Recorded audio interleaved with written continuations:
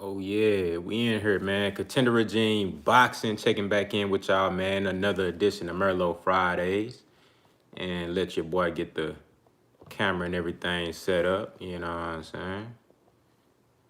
Hopefully this bitch don't fall. Oh shit. Slide that bitch on over. What's good with it, my boy Roderick Bryce in the building? Salute to you, man. Getting everything set up over here, bro, with me. All right, here we go. Here we go. Puncho Espar's in the building. Salute to you, my brother. What's happening? What's going on, man? What's going on? All right. It looks like we might be good. Looks like we might be good. Christopher Russell in the building. Salute to you, my brother. What's happening? What's happening? Let me see. All right. All right, here we go. I think that's fine. I hope that shit don't fall. What's going on? Braden White in the building. Salute, man. What's going on? My boy Jose say, remembering life without the corona. Damn, man. Don't it make you appreciate shit? You know, as if we didn't already appreciate life enough, man. Don't this make you really appreciate, you know, all the freedoms that we have in life?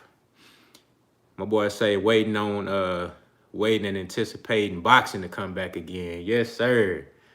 Yes, sir, man. It's crazy how this shit really done locked down everything, bro. You know, and the same way we feeling with boxing being gone, I know those fighters and trainers, I know they feeling the same way. You know what I mean?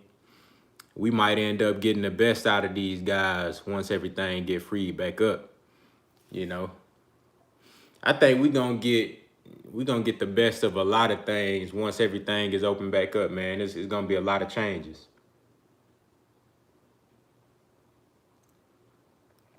It's gonna be a lot of changes, man. You know, my boy say Errol Spence Jr. 2.0. Yes, sir. Yes, sir. It's going down. Stephen Phillips in the building. Salute to you, brother. What's happening, man?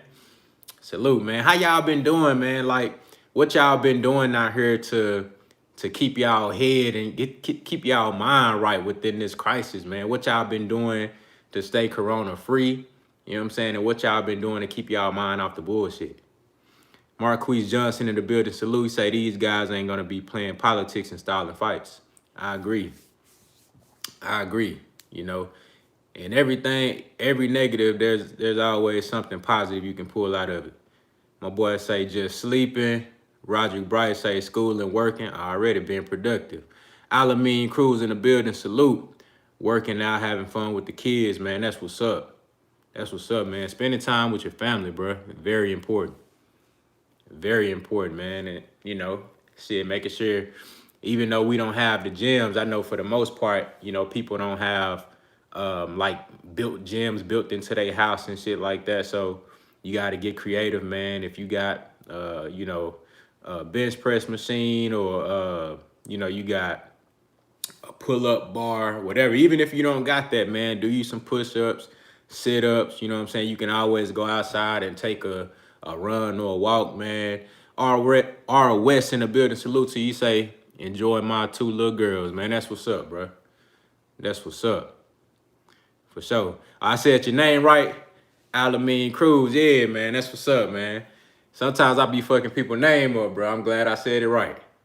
Glad I said it right. Big Tex 33 in the building. Salute to you, brother. What's happening?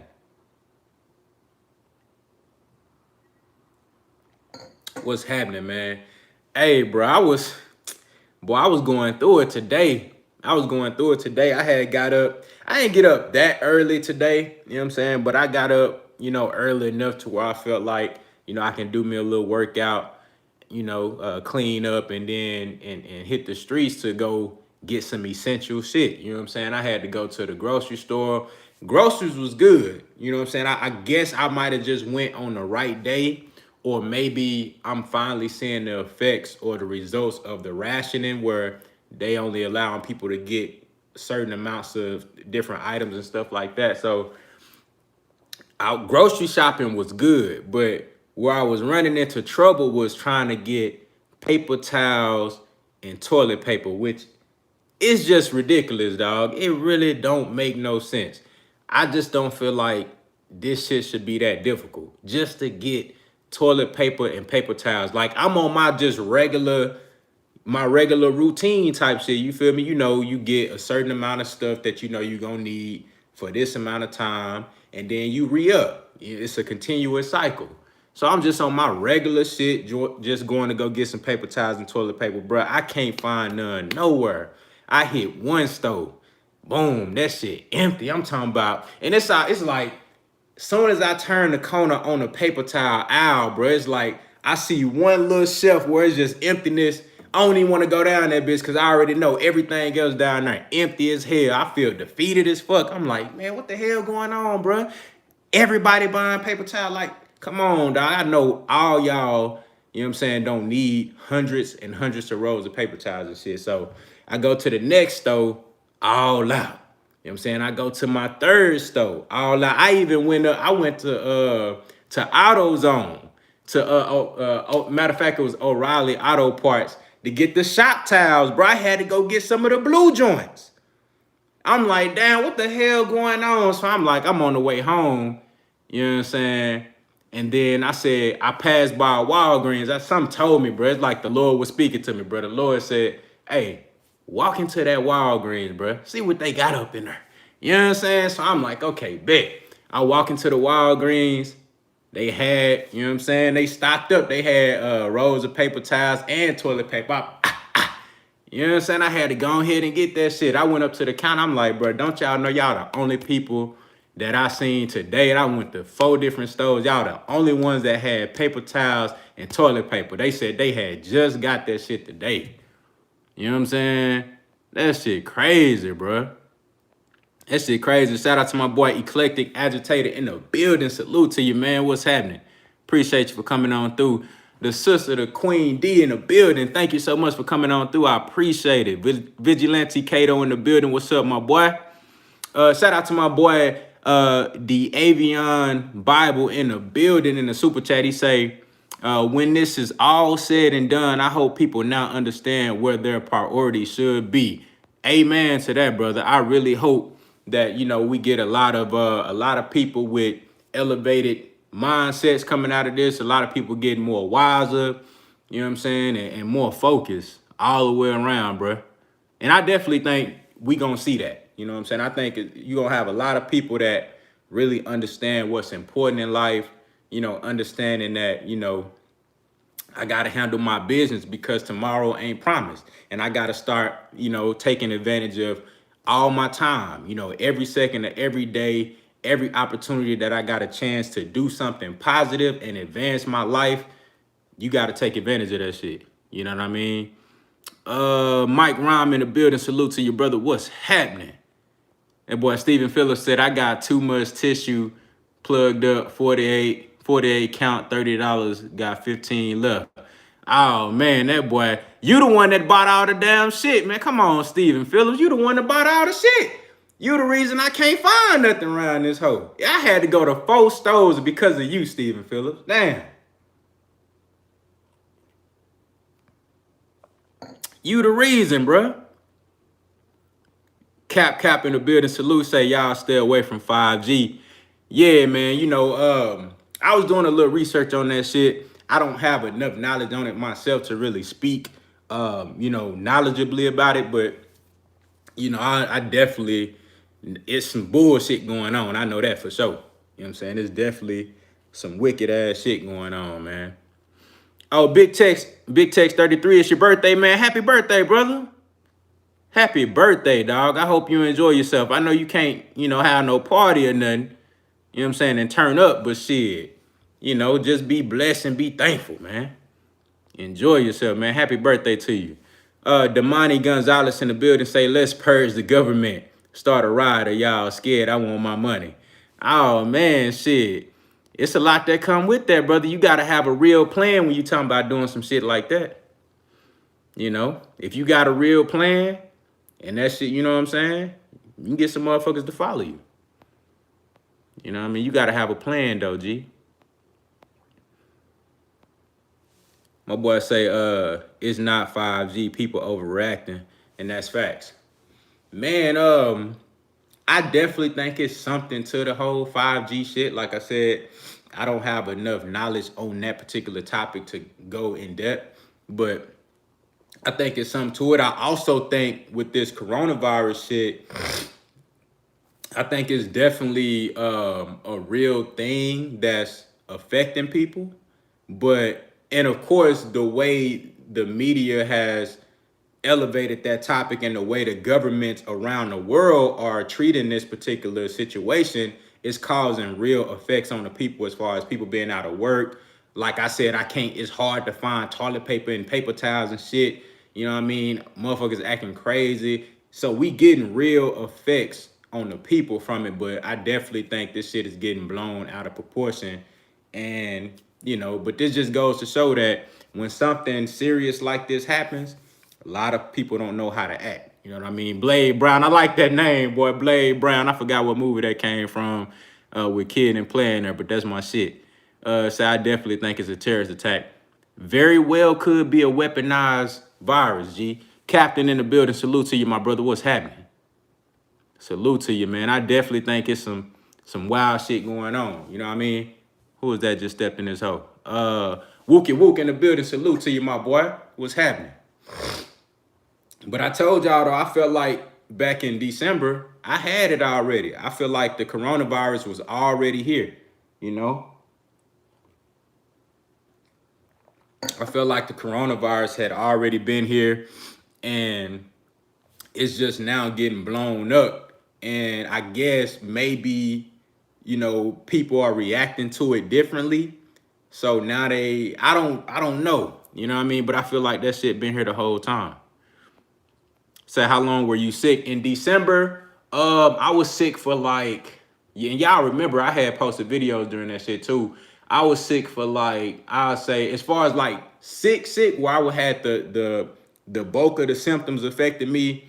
I had the chills and the fever, cough, all that shit, like the flu. That was like 4 or 5 days. And then after that, during the recovery stages, I had, still coughing up phlegm and shit like that. You know what I mean? That lasted probably about another 3 to 5 days, you know what I mean? But it would, I had a fever out this world. That shit was cold, you know what I'm saying? Like I had a mean ass fever. It felt like I was in hell, bro. I'm talking about I took out all my clothes, shit. I took the covers off the bed, bro. I was still burning up. You know what I mean? So that was probably the worst thing about it, was the fever, but I really feel like I had that shit. Shout out to my boy KO in the super chat. Salute to you, brother. I appreciate you for coming through, showing love, man. He say, been a minute, homie, since I've caught a live chat. Man down. Shout out to Funky Town, Texas already, man. Shout out to all my folks from Fort Worth, Texas, man. Salute to y'all boys, man. 100 DFW all day long. Man, damn, what's happening? My boy Timothy Ayers in the building. Say I'm here in New York. We have no toilet paper, no Lysol or hand sanitizer. Damn. And I know it's crazy. The effects that I'm experiencing out here in Dallas, Texas, which, Dallas is population wise and geographically is one of the biggest cities in the country. But that shit ain't nothing compared to population wise to New York.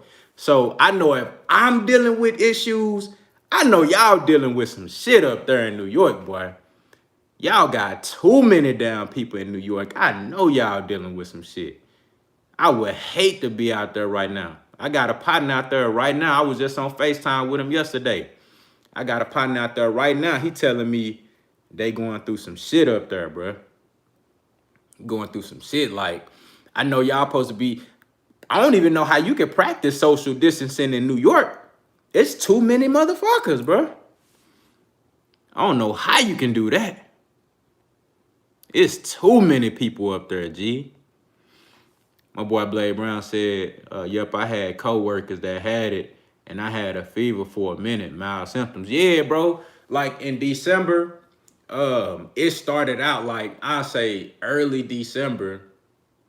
Like people in my, at the job, people in my little office area, folks just started coughing and shit. You know what I'm saying? And I mean, you could expect that because it started getting cold. It's December. You got cold and flu season, so I'm just figuring that it's just, people got the cold, just regular shit. But I never seen it to where it was just affecting everybody. I'm talking about, I heard one person start coughing, and then 2 or 3 days later, 6 or 7 more people coughing, and then about a week later, that bitch sounded like a clinic. I'm talking about, you walk up into a clinic where everybody in that bitch ill, coughing, and looking crazy, bro. That's how it was. Like, it was wild in there. So I'm like, bro, this shit ain't no regular ass. This ain't no regular cold stuff going on. And I'm like, I know everybody in here ain't got the flu. Some was a little fishy to me. And that's how mine started. Like, the way they say the symptoms is, your shit start out with a dry cough. My shit started off with a dry cough, you know what I'm saying? And from there, that shit just developed into a full-on flu type deal. Antonio Holmes in the building, salute to you, bro. 92 AKU in the building, salute to you, bro. He say, CDC recommends you wear a mask leaving your house just right now. Yeah, I can see how that might help, but what I be noticing, people be doing dumbass shit like having gloves on. They'll have some have masks with no gloves, or they'll have gloves with no mask, or they'll have both on, but they got the gloves and shit on. They pushing the little buggies, the carts and shit at the grocery store. You know what I'm saying? They picking up their items and touching on stuff. Got their gloves, but then they got their phone in their hand. You know what I'm saying? Put their phone back in their pocket. Put their phone up to their ear. You know what I'm saying? Then they go to the register, pull out their wallet with the gloves on, and then you go get in the car, open up your car door. You know what I'm saying? You take the gloves off, and then you still touching on your wallet using your debit card. I mean, what's the point? You know what I'm saying? Just wash your damn hands. You feel me? And that mask, I don't really know how that shit gonna help you. You know what I'm saying? Unless you like in the area where, people talking all in your face and coughing and shit, maybe that'll block some of the little debris that's coming out their mouth and nose and stuff like that. But I don't know how that shit gonna help you. Eclectic Agitator say, if you take the test, you will have the virus. Fact, that's how I feel, bro. Brain taking no test. If I get the shit, bro, I'ma just ride it out. I'm quarantining right now. Like, y'all see me, I've been in this whole quarantine shouty. You know what I'm saying? So I'm quarantining right now. I'ma just hide out. You know what I'm saying? I'ma duck off, shade up, and I'ma just quarantine that shit on out. I'ma stay away from people, you know what I mean? And ride that shit out. Cause like I told you, I already had the shit. So when I had the shit in December, you know what I'm saying? Shit, I rode that shit on out. You know what I mean? So I'm not going to get no vaccine. Ain't going to take no test. Cause I feel like shit, when they put that little swab down your throat, you know what I'm saying, or whatever they doing, they might fuck around and slip that shit to you, bro. I'm not doing that. I don't take no flu shots. Ain't taking no corona vaccine, none of that shit, man. Salute to my boy, the Soulmates in the building. What's happening to you, bro? Appreciate you for coming on through. Blade Brown said, yeah, similar to how pneumonia start. Yeah, real talk. And I think that played a factor in what I was dealing with in December as well. Said everybody react differently to it. Everybody buying toilet paper, but need to stack up on vitamin C juice and stuff for your immune system. For real, bro. For real. Nick Rich in the building. Salute to you. Let me see here. Salute to you for coming on through. Now my shit started freezing up. Nick Rich, salute to you, Queen. Thank you so much. The real songstress in the building. Salute to you. What's happening? She say you might be forced to take the test. Fuck no. No way. They not forcing me to take no test. No way.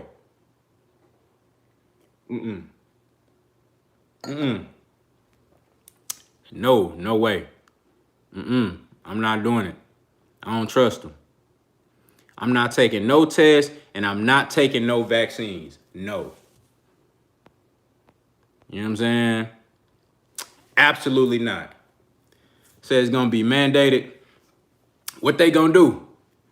You know what I'm saying? They going to fine me, Shit, instead of finding me, just take that little stimulus money that y'all plan on sending out, and you can keep that shit.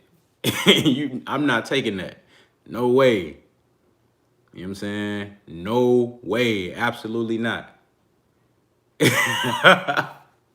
You say the National Guard gonna come to your house. No way. Shit, I don't know what they coming here for. Tell them motherfuckers we ain't got no milk and cookies over here. Walter Lee in the building. He say they don't have enough tests and we on the back of the list. Facts. Facts, man. Shit, they ain't gonna waste no tests on me anyway. They gonna get that to the motherfucker that look like Donald Trump. You know what I'm saying? They said Trump already tested that. He already had 2 tests. They say he tested negative for the 2nd time. You know what I'm saying? So they gonna waste tests on motherfuckers like that. They ain't gonna give me no test. No. Yeah, hey, like Wookie Wook said, man, keep that check. If y'all gonna find me, you know what I'm saying? If y'all wanna find me for not wanna do the test or not wanna take the vaccine, hey, just keep your little stimulus check. You know what I'm saying? Use that as my fine, cause I'm not fucking with it. No way. But my boy R West just brought up a great point. Say, are we gonna see the best fighting the best immediately after this is over, or will they prolong great fights even more? You know what, brother? I actually think that once this shit all opens back up, we really gonna start seeing a lot of moving parts. You know what I'm saying? I was watching Sean Porter, and shout out to my boy Jose Pancho Esparza. He had put me on to Sean Porter being on live with Coach Larry Wade. You know, and you know, he was saying that the way he was talking, it sounded like he was really eager to get back in the ring, you know. And Sean Porter always been one of the guys that like to fight the best. But one thing that he brought up that I felt was interesting was that he said, we all been out for the same amount of time. We all had the same amount of rest. So when it's time to get back in the ring, when all this shit open back up, it should be easier to make fights. You know what I'm saying? It should be way easier to make fights because now you can really map stuff out, and every boxer had the same rest. So every boxer can take the same amount of time per training camp. You know, it should be a lot easier. And then we talked about this before as well, with everybody having to sit down, guys missing out on big checks, you know, money that they thought was already sold up, but now it got thrown out track due to the government shutdown. I feel like a lot of guys are going to be eager and hungry to get back into the ring. You know what I'm saying? So I think you're going to get some big fights right away. We might not get every single big fight that we've been looking for right away, but I think we're going to start getting a lot of big fights. You know what I'm saying? I think we're definitely going to get a lot of big fights within, let's say boxing comes back in July. I think we're going to get some top flight competitive matchups by September. You know what I'm saying? By August, September, you know what I'm saying? And I ain't gonna say that the fight's gonna be scheduled for July, but once July hit, I think you're gonna start seeing August, September, October. That's when you're gonna see some really good fights get lined up. I really believe that. You know what I'm saying? Because everybody's got a reset button, everybody getting rest. Guys that was dealing with injuries, you've been allotted time to heal. And these fighters, they have access to gyms and stuff. You seen Floyd in the gym training. I seen Caleb Plant got the whole gym. He got a boxing ring in his garage. He got the whole shit set up. You see Devin Haney training. You know what I'm saying? Errol Spence running and training. You know, he got his boxing gym and shit out here in Texas. So, you know, these guys have been training. And, you know, I feel like it ain't no excuses. It shouldn't be any reason why fights can't start getting made right away, because guys had rest and you've been training. All you need from that point on is a 8 to 10 week training camp. You know what I'm saying? 8 weeks to 10 weeks. and you good. D Hodges in the building. Salute to you. What's happening, man? He said LDBC salute, man. Yeah, shout out to the LDBC, man. I fuck with y'all boys 100. My boy Smitty Smith in the building. Salute. He say, that's right. Shouldn't be no injuries. Yeah. See, guys like Keith Thurman, you know what I'm saying? Guys like Keith Thurman, you seen Devin Haney just healed up from shoulder surgery. You know, Manny Pacquiao, who had a rough and tough fight with Keith Thurman, and he's older. You see, he gonna have time to he done had time, plenty time to heal. Keith Thurman, Manny Pacquiao fought what, last July?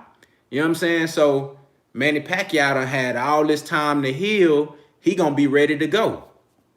You know what I'm saying? He gonna be ready to go. It's gonna be an Errol Spence. Errol the True Spence Jr. have plenty of time to heal, get his mind right, you know what I'm saying, get some sparring in the gym. I know they probably ain't been sparring like now, but, you know, once training camp actually starts up, you know, guys are going to be able to congregate, get in the gym, spar, and get that 8 to 10 week training camp. But right now, you know, this is a perfect opportunity for guys like Errol Spence to lose weight, you know what I'm saying, get in shape, and then once training camp get ready, all you got to do is focus on your skill. You probably have to shed 7 to 10 pounds and just sharpen up your game.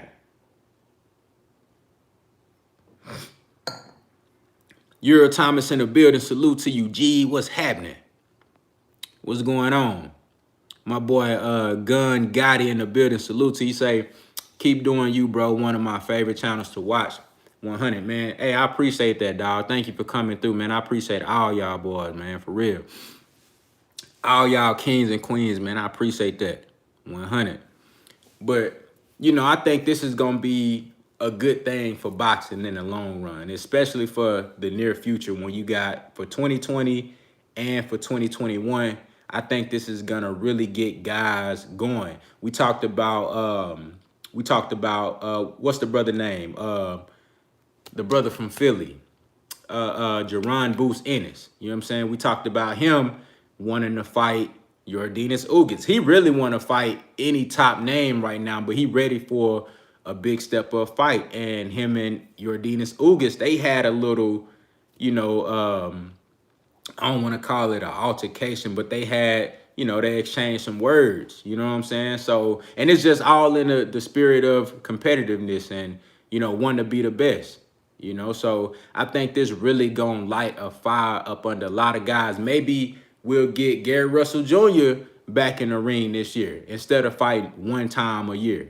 You know, it's gonna have a lot of guys ready to be active and show what they got, man.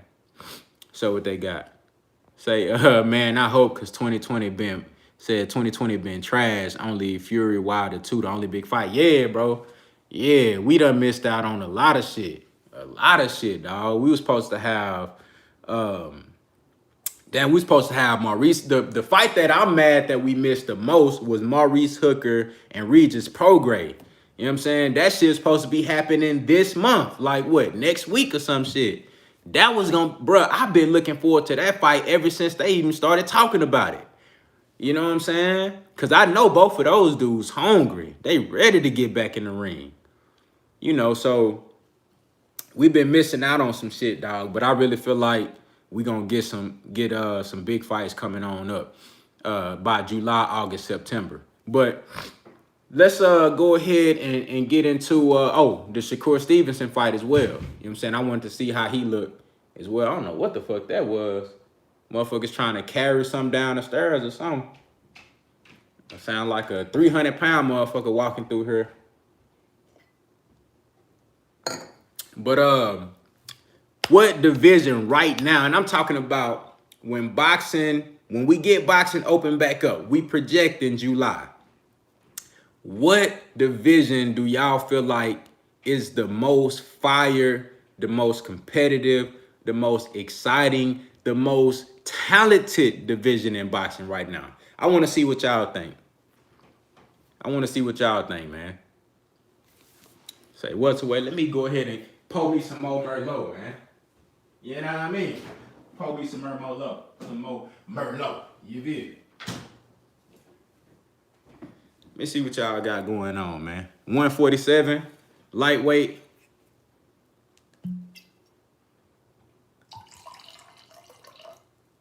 It's good that we gonna have a whole lot of different opinions on this. That let me know right now that shit, boxing is in a good place.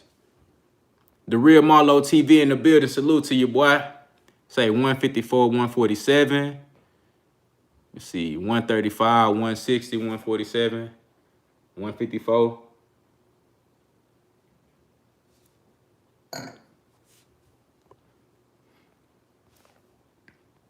Okay.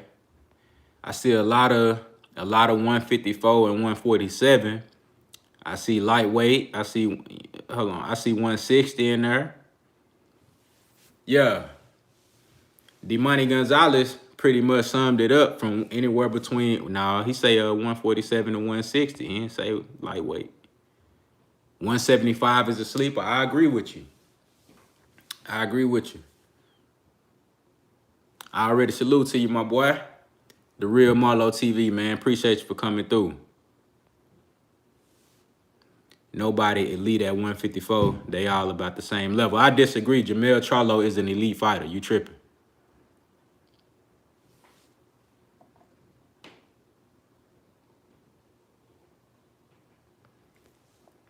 Heavyweight. Yep. Heavyweight is definitely, and I was thinking about that last night. Heavyweight getting up there. You see, you got Tyson Fury back on top now. You know, you had and they about to fight Wilder again. You got Anthony Joshua done came back and got his dub. You still got Ruiz, you got Ortiz, you got Daniel Dubois coming up, you got F.A. Ajagba coming up. It's some talent at heavyweight. And then you got the boy Alexander Usyk up there too. Jay Cooler in the building. Salute to your brother for coming through. I appreciate it. Say 135 if they all fight. Derek Lincoln in the building. Salute. What's happening? Yeah, man. Let's talk about that though. Damn. Y'all making it tough. It's a lot of popping ass divisions right now in boxing. I'ma say, damn, it's hard. I'm leaning between 135, 154, and 147. You know what I'm saying? All y'all named off some really good divisions though.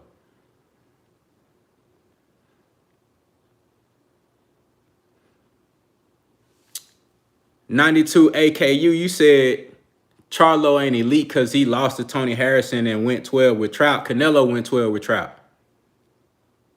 And that Harrison fight, that first fight was controversial.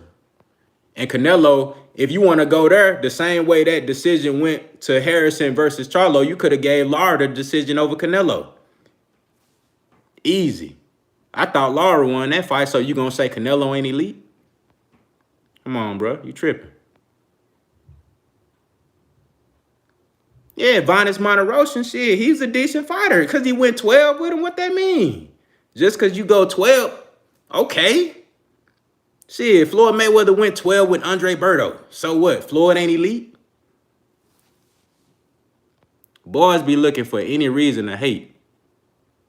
You know what I'm saying? Clarissa Shields, salute. Hey, I fuck with Clarissa Shields, dog. She definitely keeping shit alive. I think she gonna really come back and keep that women's boxing shit popping for sure. You know what I'm saying?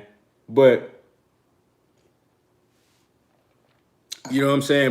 I think 135, 147, and 154 are the best divisions in boxing. I think the most talented is between 135 and 147. You know what I'm saying? I think 147 really, if everybody now, I can't say if everybody fighting because we really waiting to get Errol Spence and Terrence Crawford in the ring together. That's really the big missing piece.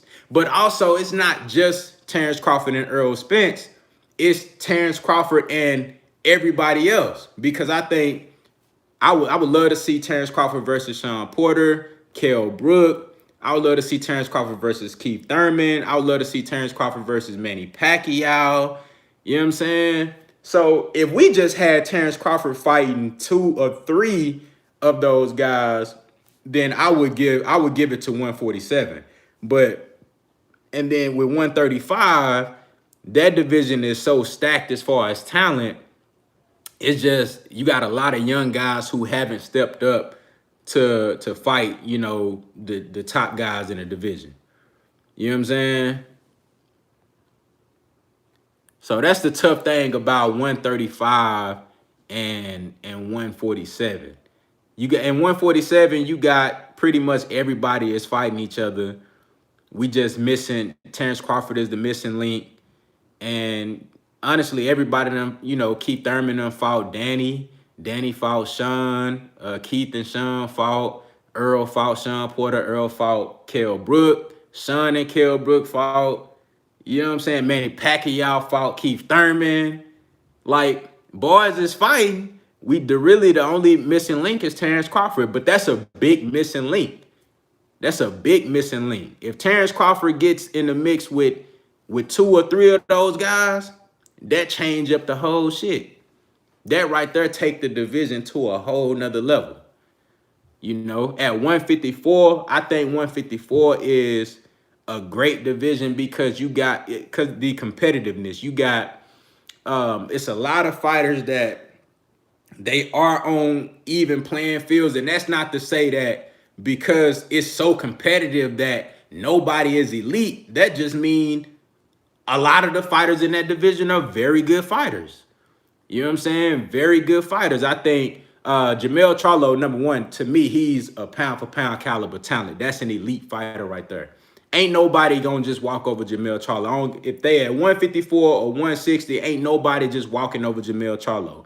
You can name any fighter at 154 or 160. Not one of them motherfuckers just walking through Jamel Charlo. No motherfucking way. It's not happening. He's an elite fighter. As far as J. Rock Williams, you know, very decent fighter, competitive. You got Jason Rosario. You Erickson Lubin, who I think Erickson Lubin, if he didn't run into Jamel Charlo so early, let me tell you this. If Erickson Lubin if he wasn't so eager to get in there with a guy like Charlo, so early in his career, I think he fought Charlo at age, 20? What was Erickson Lubin, 20, 21 when he fought Charlo? He was young as hell. I think he was like 20 or 21. At that age, he should have been pacing. You know what I'm saying? Pacing. But I can't blame him for wanting to be great. He felt like he can compete with the best. He felt like he was on that level. You know what I'm saying? He had the heart. He still got the heart of a champion. He a dog. You know, and for me, when they made that fight, I'm like, I don't know if bro ready, but I believed in his skill so much. I'm like, shit. I pushed him. I'm like, shit. I'm rooting for that fight. I want that shit to get made. It got made, and you know, Jamel Charlo showed you it was levels. You know, he wasn't ready yet. But that don't mean Erickson Lubin not gonna be elite. I think he got elite talent. The only thing separating him is time. You know what I'm saying? Progression. They just got to keep moving them at the pace that they moving them. I'm going to say in 2 or 3 fights, I think he ready for a title shot right now. He ready right now. Like, Erickson Lubin is like, what, 23, 24 right now. I think Erickson Lubin ready for a title shot right now. You know, and once he get in there with another top flight opponent, that's when we really gonna see where Erickson Lubin is as far as his progression. Yeah, R. West, I think Erickson Lubin can beat Rosario. I do now. He's just gonna have to, his game plan gonna have to be right. And I definitely think he got the ability to, you know, follow his game plan and not get too ahead of himself. But I think he could beat Rosario. You say, nah, leave my boy Banana alone. Man, that's a good fight, bro. That's a good fight. It's definitely not gonna be anything easy for Lubin. I think that's a 50-50 fight. But if they made that fight today, I'm gonna have to go with Erickson Lubin, bro. I just think he can do way more. You know what I'm saying? He can box, he can bang. You know, he got power in both hands. You know what I'm saying? Like you say, sludge and jack.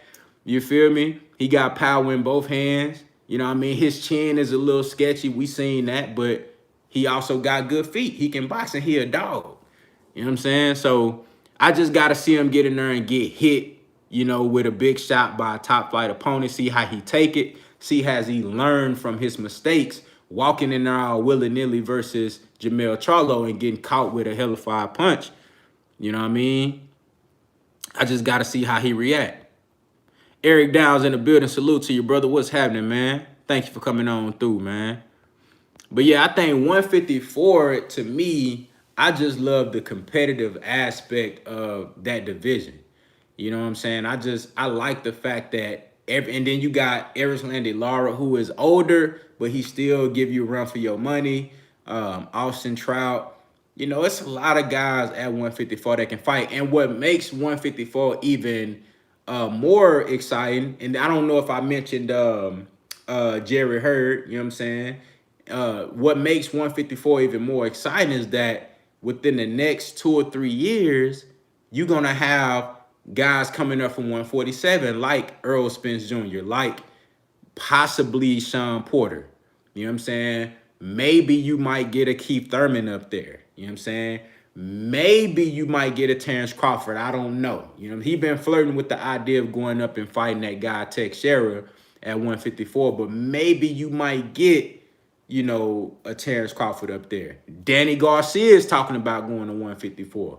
So I think that just makes, you know, the 154 division a lot better.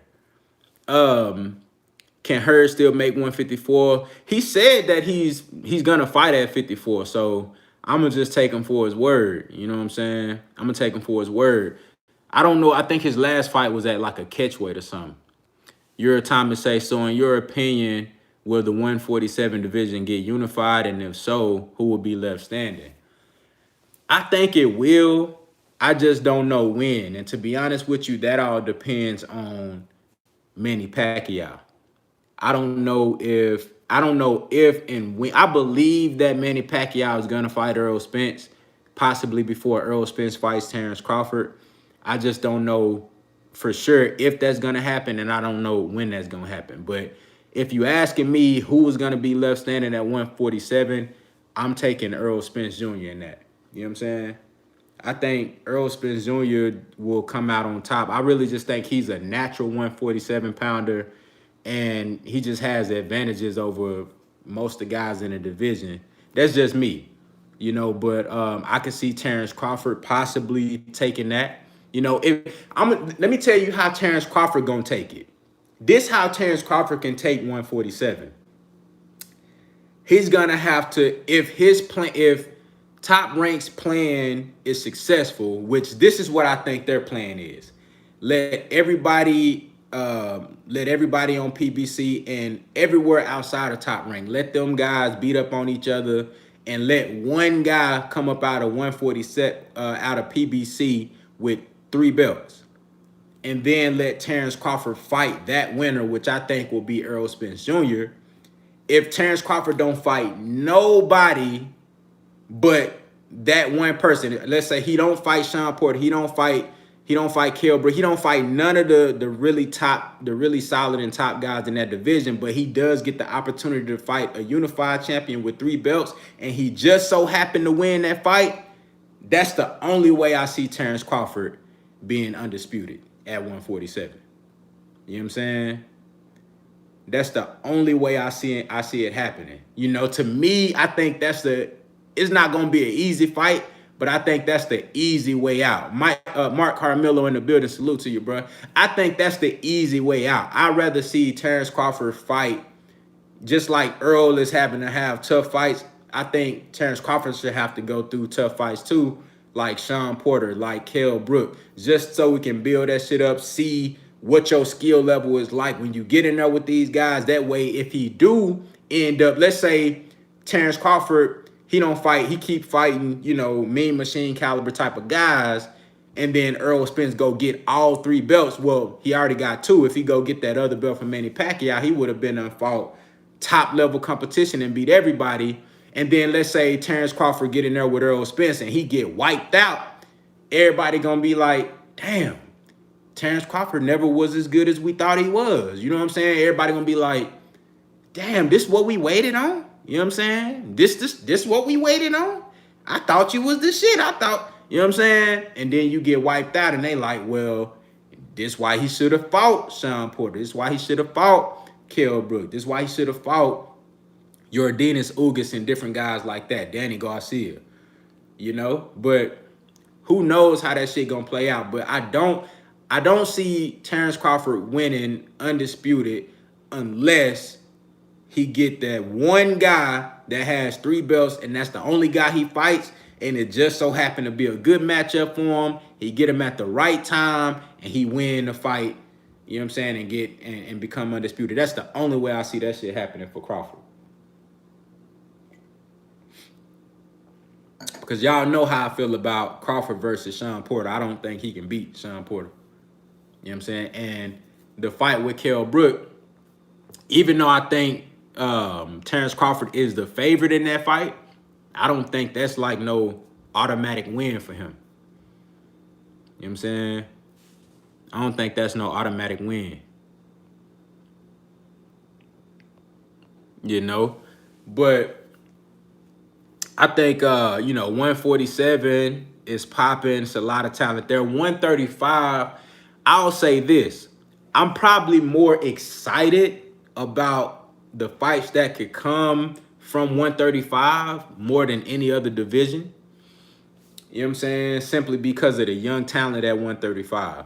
You know, you got Tank Davis, who is now, you know, trying to make his name in that division. Devin Haney, which with Devin Haney, the same way I see people looking at Devin Haney, that's the same shit I saw with Errol Spence Jr. You know what I mean? It was a whole lot of people avoiding him. You know what I'm saying? And it's gonna take time for Devin Haney to get a good fighter in there. I hope he can get Luke Campbell. I think that's a good step up for him. You know, you got Devin Haney, you got Vasil Lomachenko, who I rightfully crown as the #1 fighter at 135 on paper.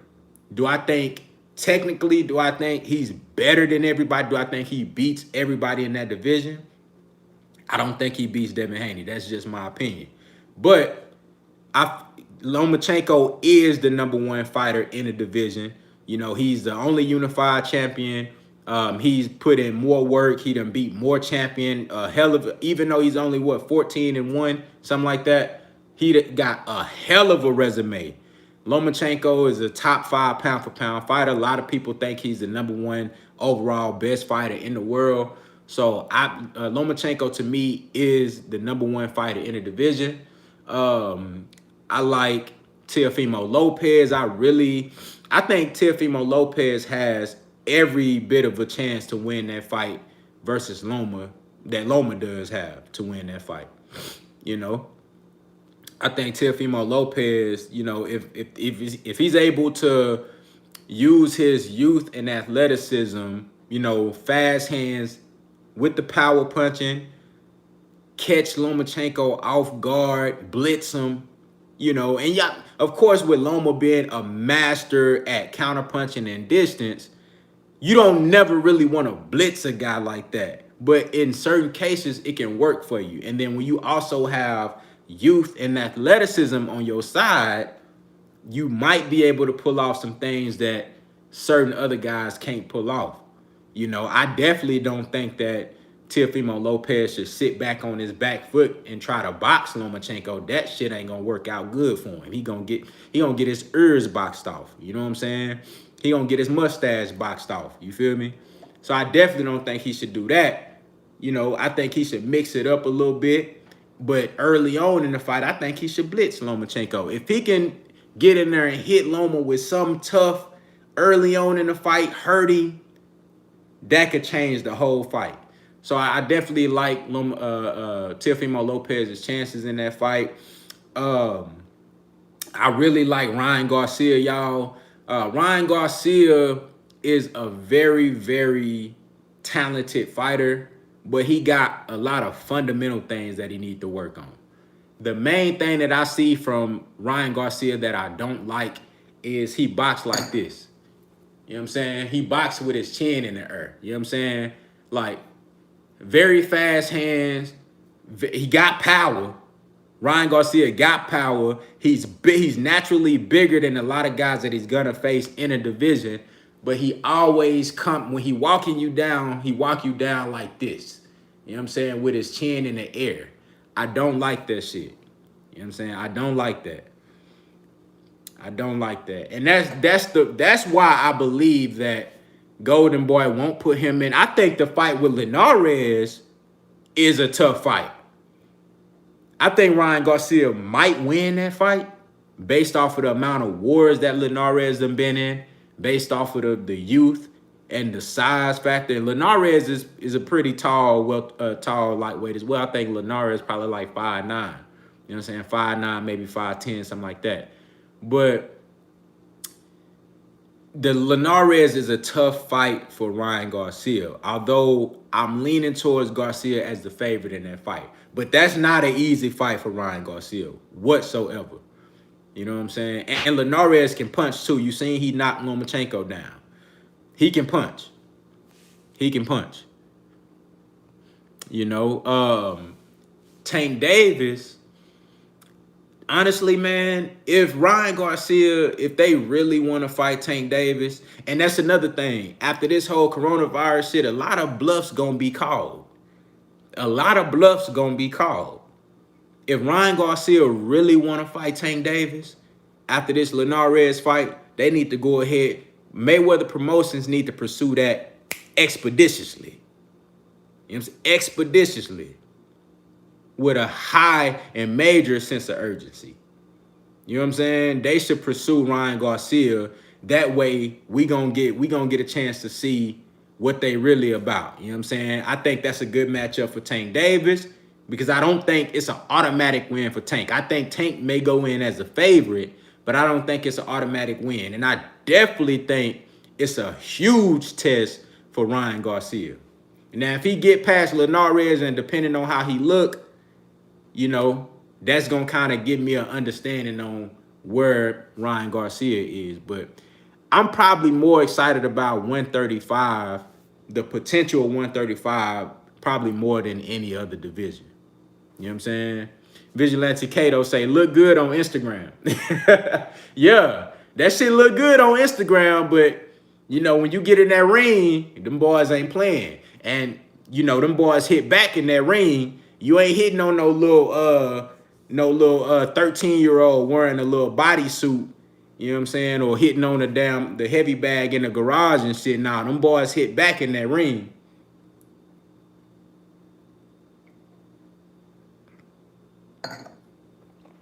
Them boys hit back in that ring. My boy Gun Gotti say it's automatic. Hey, if Ryan Garcia walk up in that bitch with his chin in the air like that, Tank Davis gonna knock his ass out. That's facts. That's facts. Let me see what boy is talking about. Hold on, I'm talking about Ennis versus Ugis. Man, that's a good ass fight, bro. That's a good ass fight. That's a good fight. With Ennis and Ugis, I don't know, bro. I don't know. On paper, shit, that's tough.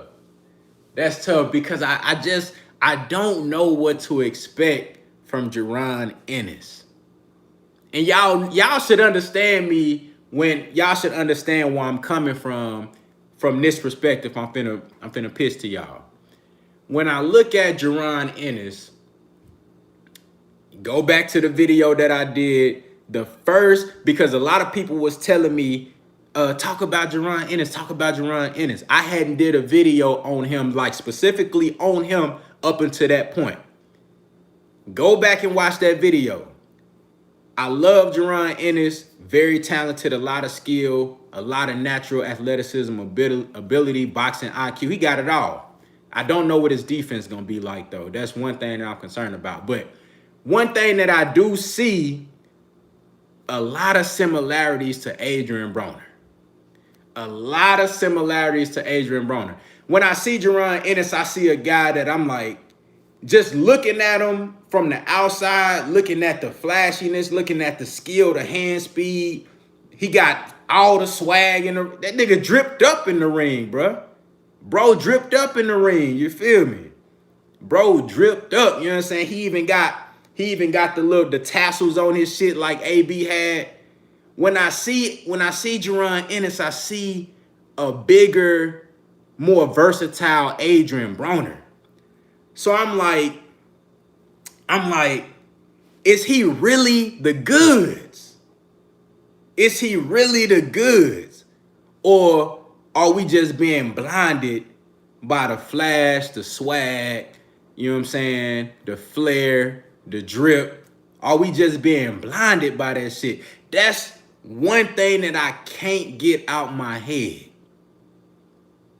That's one thing that I can't get out my head. And I hope that it's not that. You know what I'm saying? And shout out to AB. You know what I'm saying? Still love AB. But I hope that is not that. You know what I'm saying? I hope that he really is everything that we say he is or that we think he is. That's what I hope with Geronimo Ennis. You know what I mean? Say, oh, hold on. G-May say, even though I started that Twitter shit between the two, I got Ugas stopping him late. Damn. You got Ugas winning by stoppage? Ooh, that's tough. That's tough.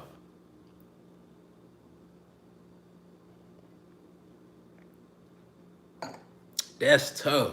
And you know what, bruh? You ain't crazy at all. That, to be honest with you, that's probably the bet. That's probably the bet. Honestly.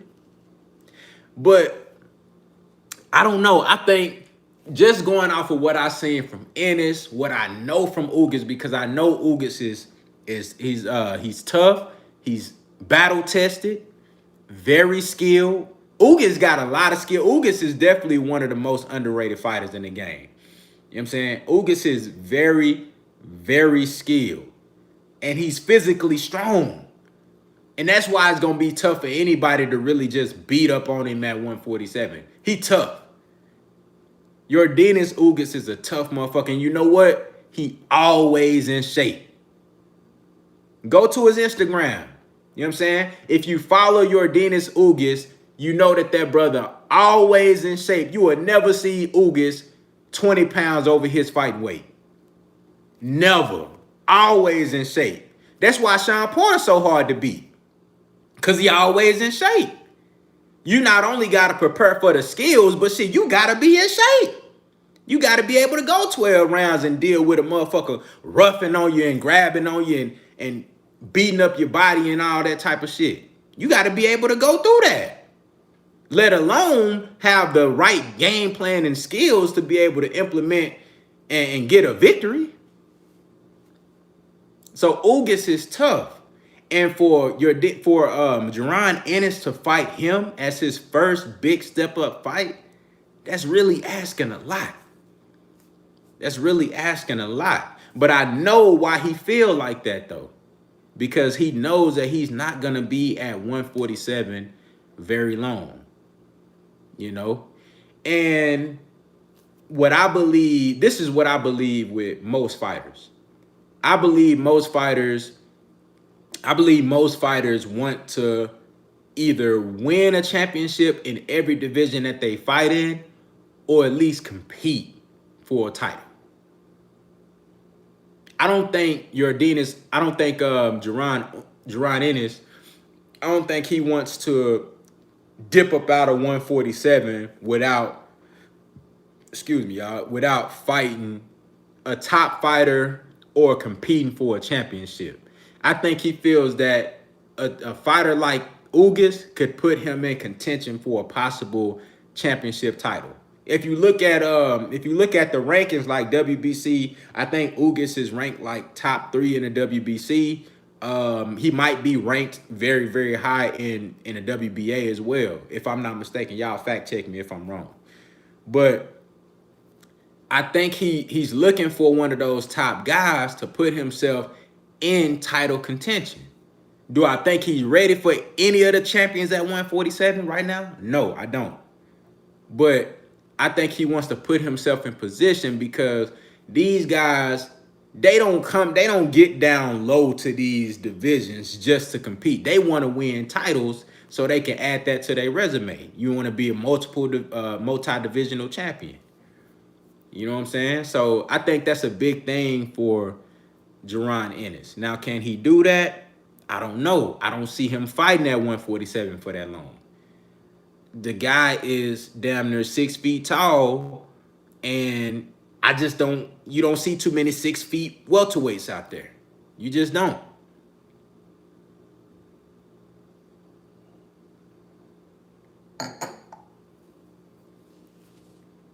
You know what I'm saying?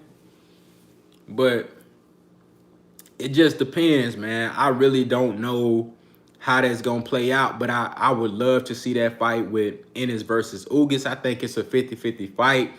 Or I'm going to say, let's say 55-45 for Ugas. I'm going to give Ugas that much respect because he already battle tested. Wookie Wook say, the Towering Inferno. What y'all think about that tall kid?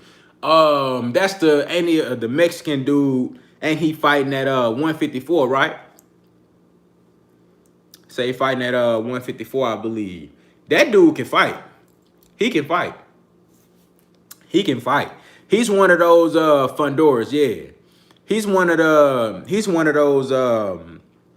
those guys that he got the length, he got the height, he got all those physical features, but he don't use them though. You know what I'm saying? He want to fight on the inside. He want to fight you in a phone booth. You know, I think as he's fighting lower level guys, he's gonna win a lot of fights because he's that skilled, he's that talented. He's a great inside fighter, and he'll knock your ass out. You know what I'm saying? He'll knock your ass out. But once he starts to step up to better guys that's gonna use your size to their advantage, you know what I'm saying? When you should be using your jab, because he's gonna get in there with somebody that could bang on the inside, that has more power than him, that has a better chin than he does.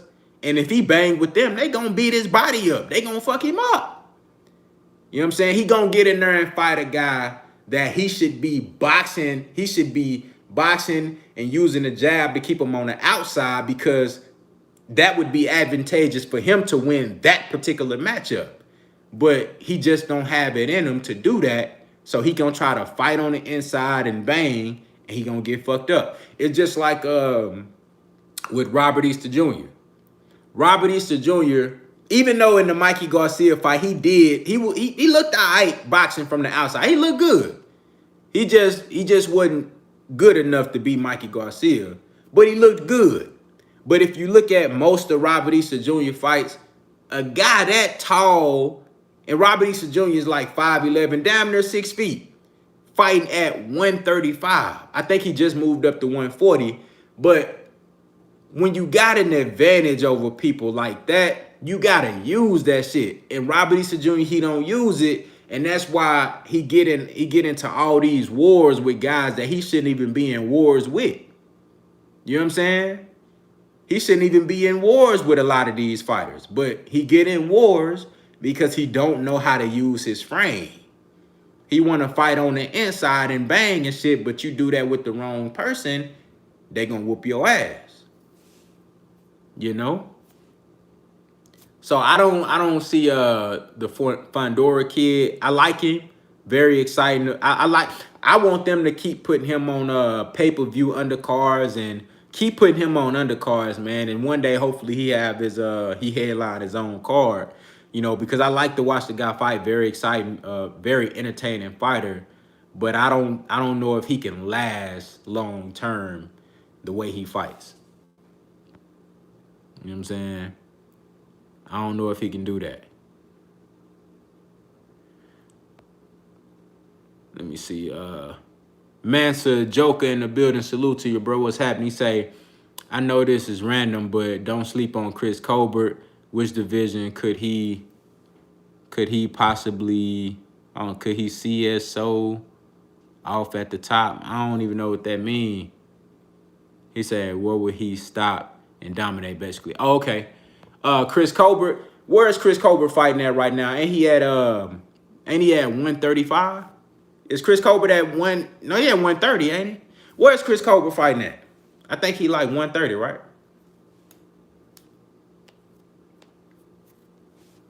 You know what I'm saying? I could see Chris Colbert getting up as high as maybe 140. You know what I'm saying?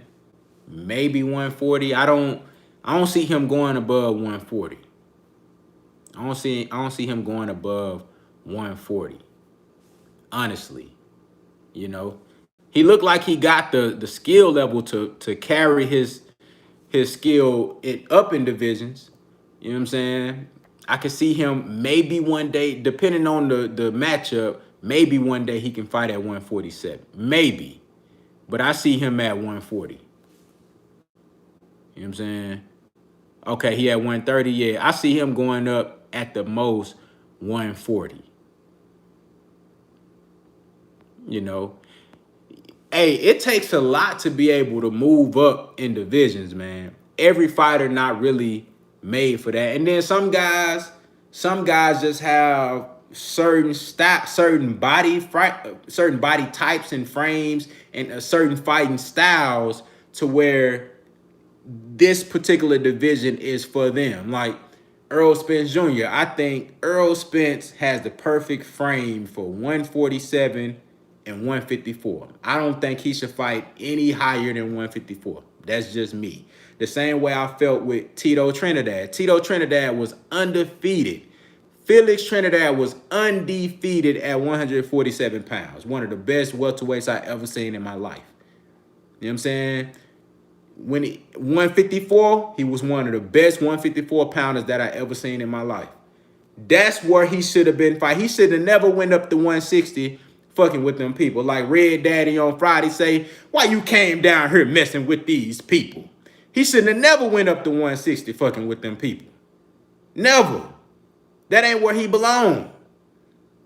Certain guys have certain body styles and fighting styles to where they need to be in certain divisions. You know what I'm saying? Floyd Mayweather. Floyd Mayweather was different. Now, when you talk about Manny Pacquiao, the only 8 division champion ever. You know, you talk about a guy that was able to squeeze down and fight at such low weights. Now, those little weights from 120 to 130, it's like 5 different divisions within that 10-pound radius. You know what I'm saying? So that's different. But you still got to give him credit for it, but that's different. You know what I'm saying? But when you talking about going from 130 to 35 to 40 to 47 to 54 to 50 to 60, that's big ass leaps. And you gonna see different sizes and styles of motherfuckers when you go up those weights. You know what I'm saying? Those big ass leaps. You gotta be a special and a different type of motherfucker to be able to do that. Like Manny Pacquiao, like Floyd Mayweather, like Pernell Whitaker. You know what I'm saying? Everybody can't do that like Roy Jones Jr. You know, everybody can't do that shit.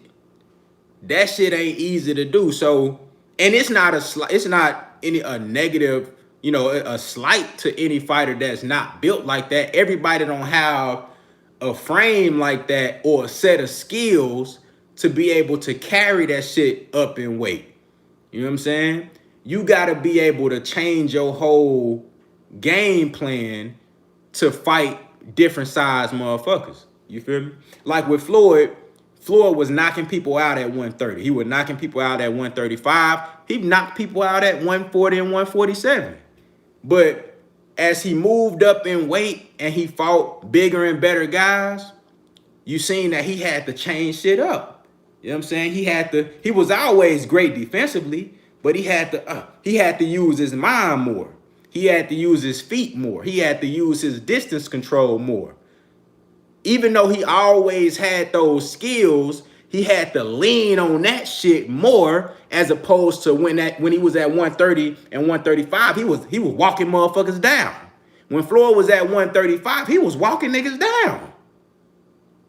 You know what I'm saying? He was walking boys down. But once you go up, you gotta change that shit. You know, and everybody don't have those set of skills. You gotta have a special set of skills to be able to do that. Let me see here. Shout out to my boy Vincent Thames in the super chat. Salute to you, bro. He say, shout out to Contender Regime Boxing. Much love, my brother. Man, much love to you, man. Thank you so much for coming through, showing support. It's greatly appreciated, brother. Thank you. Euro Thomas say, Trinidad became predictable. He had a stutter step he did before he threw punches. B-Hop exposed that. Yeah, you can say, I mean, that's true. Bernard Hopkins did pick out certain things in his game and he exposed that. B-Hop, a very intellectual and cerebral fighter. Great fighter, one of the all-time greats. But it's not just that. It's the fact that he was, you know, it's other guys at 154 and 147 that saw the same shit that B-Hop saw, but they couldn't do shit about it. They couldn't do nothing about it because he was just, he was perfect for those weight classes. Like, even he got hurt by guys at 147, he got hurt by guys at 154, and Tito Trinidad was one of those guys that when you hurt him, he become even more dangerous, kind of like how Marcos Maidana was. Y'all remember when Marcos Maidana fought Victor Ortiz? Y'all remember that fight? That shit was crazy. Victor Ortiz knocked down Marcos Maidana, hurt him. Marcos came back even stronger, beat the shit out of him. Remember Marcos Maidana versus Josecito Lopez? That shit was cold. You know what I'm saying? Marcos Maidana got hurt. You know what I'm saying? He came back even more dangerous, beat the hell out of Josecito Lopez. You know what I'm saying? That's how Tito Trinidad was. You know, but at 47 and 54, you couldn't do shit with him. You really couldn't do nothing with him. You know what I'm saying? But when you get up there at 160 and you start fighting bigger guys that's just as skilled as you or probably even more skilled than you know what I'm saying? It's tough. It's tough. It's tough. Alamane Cruz said also Mayweather had them brittle hands, so he wasn't sitting down on his punches much at 47. That's true. That's very true. That's very, very true. You know, I think with Floyd, it was a mixture of both things. I think, you know, of course he had the hand injuries, but I also think he mindfully adjusted his game because of the hands, but also because he's seen that, okay, you know, I'm coming up from 130. I want to be able to have longevity in the game. You know, so he just got smarter with the shit. And when you got those set of skills, you can do that. See, a lot of people, it's a lot of fighters and fans that will talk shit about Floyd because he would rather use, because this shit is called boxing. This shit ain't called rock'em sock'em.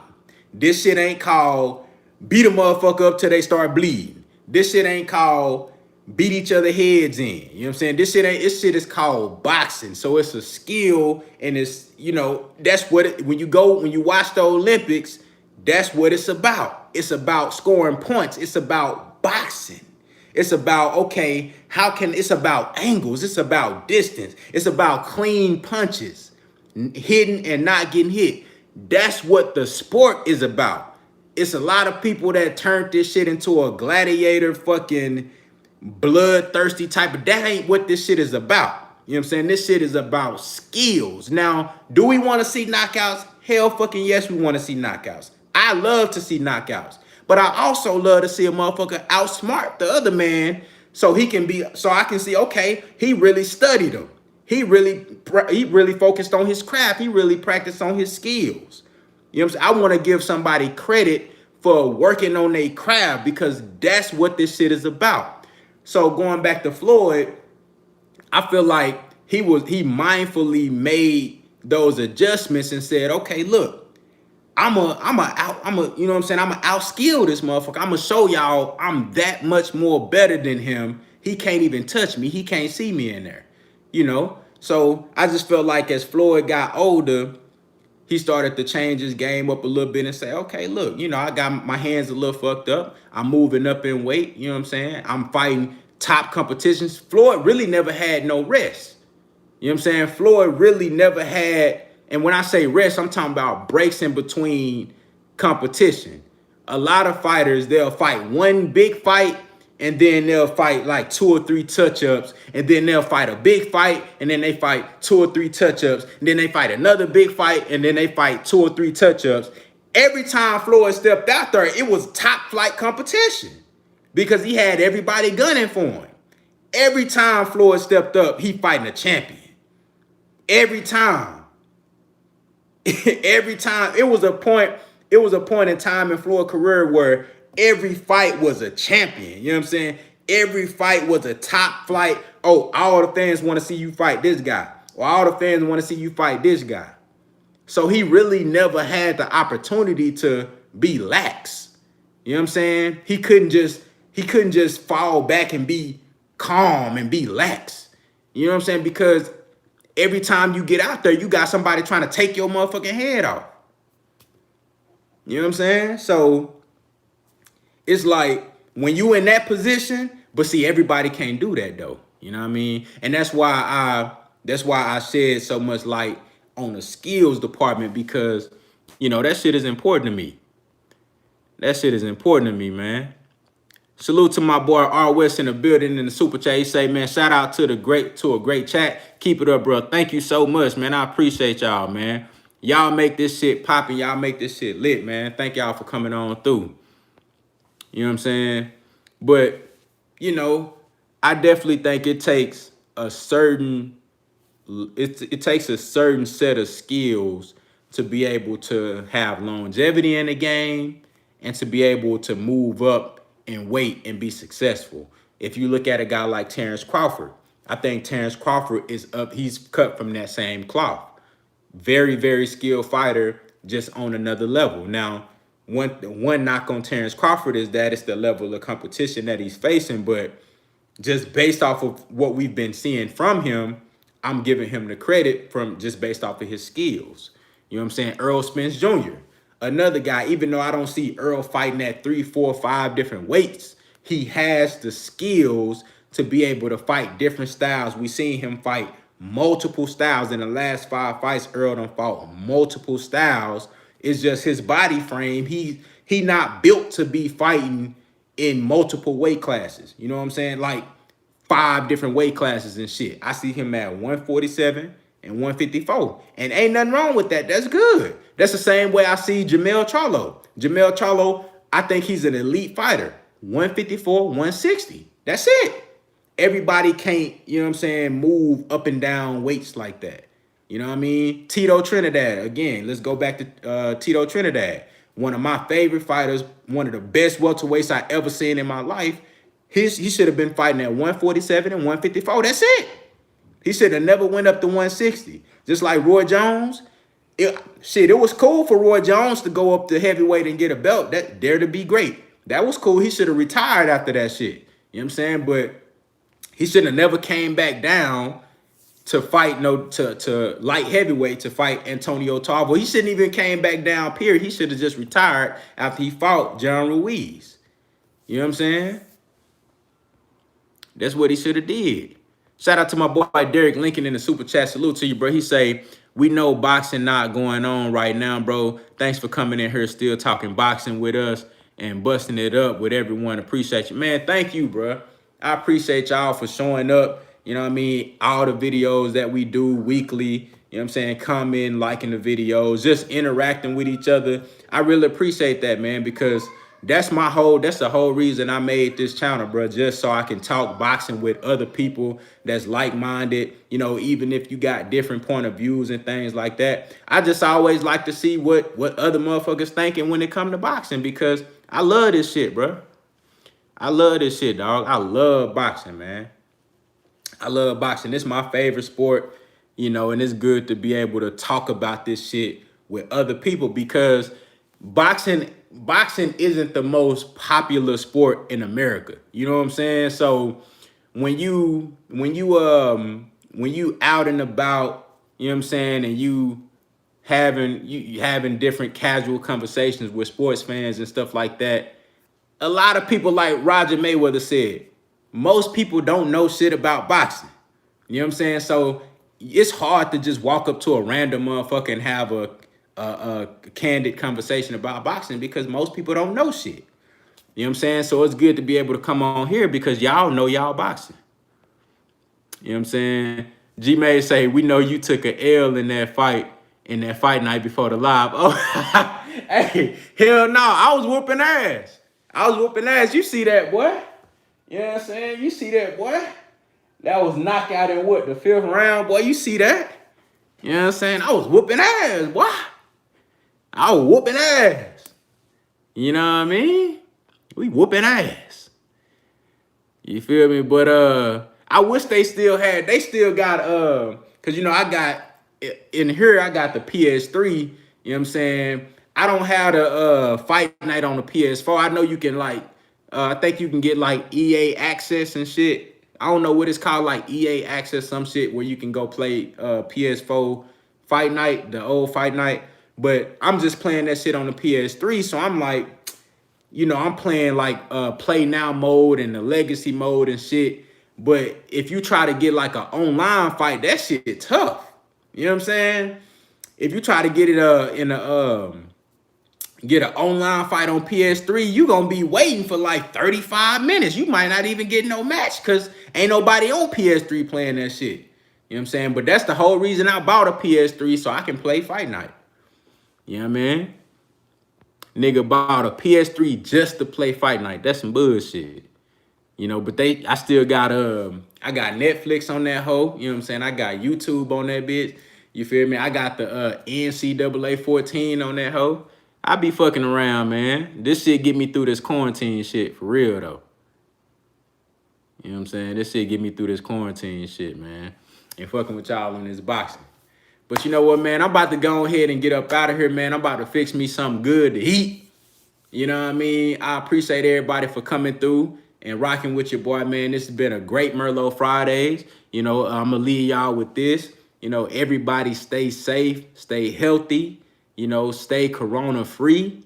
Don't let this bullshit get to y'all, man. All this fear-mongering, you know, all this negativity in the air. Everybody, you know, pushing this coronavirus agenda and all this shit, trying to get people scared out their mind and get anxiety and depression. You know, if you're not working right now, if you got to spend time at the house, man, just do something productive. You know what I mean? Work out. You know what I'm saying? Read some books, draw, meditate, man. Meditate. If y'all ain't on meditation, man, get on y'all meditation shit because there's so much that we deal with on a day-to-day basis.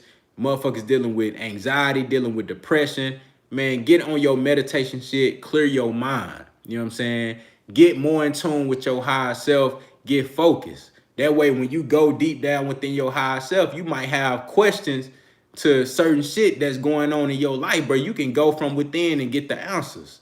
You know what I'm saying? Shit that you worried about, shit that you trying to get done, shit that you trying to plan ahead. Man, go deep down and meditate. Spend some time with yourself and focus in, bro. And you'll get those answers. So, man, thank y'all so much for coming through. Contender Regime, boxing. I'll holler at y'all boys, man.